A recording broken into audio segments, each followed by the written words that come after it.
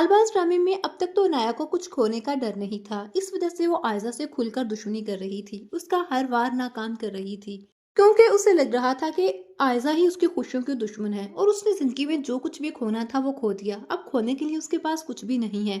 और उधर शायान, जिसे वो भूल चुकी थी, अब रूहान से मोहब्बत करने लगी थी। लेकिन शायान अनाया की जिंदगी में तब वापस आएगा जब अनाया रूहान से मोहब्बत करने लगेगी, उससे पूरी तरह से इम्प्रेस हो जाएगी, क्योंकि रूहान अपनी अच्छाई की वजह से अनाया के दिल में एक ना एक दिन तो जगह बना ही लेगा।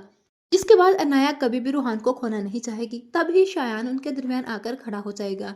और अब अनाया की ये सबसे बड़ी कमजोरी होगी जिसका इस्तेमाल आयजा भी करेगी। और आयजा को पहले ही पता है कि दूसरों की कमजोरियों का कैसे फायदा उठाना है। वो ना सिर्फ अपनी बहन को डराती धमकाती रहेगी, दूसरी तरफ वो इशल और शयान को एक दूसरे के साथ बदनाम कर देगी, सारा इल्जाम इशल पर लगा देगी। तब आशिर भी इशल की एक बात भी सुनने के लिए तैयार नहीं होगा और वो इशल को घर से निकाल देगा और उसे लगेगा कि इशल ने उसके साथ बेवफाई की है।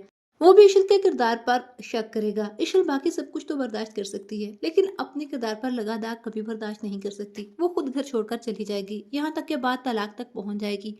लेकिन आशिर और इशल की मोहब्बत को बरकरार रखने के लिए उनके दरमियान फिर से कोई आ जाएगा।